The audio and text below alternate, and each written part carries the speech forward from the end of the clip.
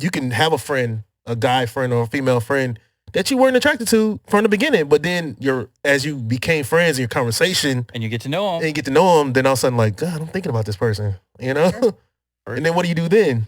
You know, because they could be in a relationship and, you know, then should you tell this person? Should you stay away? Should you just, what do you do? So what do you do?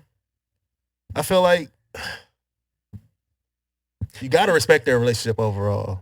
I think you should. Now, if they're not married, like if it's just a boyfriend or a girlfriend that you got, I'm going to say something. Yeah. Well, I'm not going to cross any lines. Here's an interesting question. So a single person interested in somebody who is in a committed relationship. Committed like do they married have to or? care? Do they have to respect anything at all? Ah, yeah. Oh, that's a good one. That's a good one. Do they? I used to have Yeah. They're not married. That's Do a they have to very- care at yeah, all? that's Now, a good once one. this person says, "Look, I appreciate, expressing your feelings. This is where I'm at, and I'm already committed to somebody else." They have to respect that person. Yeah. Do they have to respect the sanctity of that marriage of the other person? I think so. That if you have feelings for someone that's in a relationship, I think it's okay to tell them.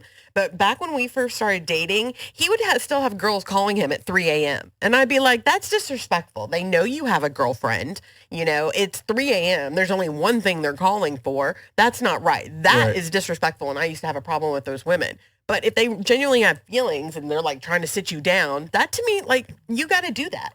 When you met me, I also managed bars and went to bed at 6 a.m. So that's not a fair statement. But when we became Facebook official, I started cutting off all of those ties because I knew those calls and text messages would continue. So I distanced myself to make sure that kind of thing would come because it would be inappropriate. Yeah, and based on your point too, like I always had this question when let's say you see on TV, the husband sleeping with the secretary or whatever, and they'll call the woman the homewrecker.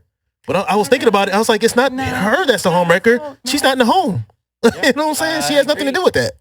I agree. And So- I think that's a little unfair. Yeah. Fair to everybody that's, I mean, in the end, the person in a committed relationship is the one making the mistake. It takes two to tango. Yes. And if you're grabbing a new partner, you got to let the original partner know before you do that. Into somebody else. I think it's unfair.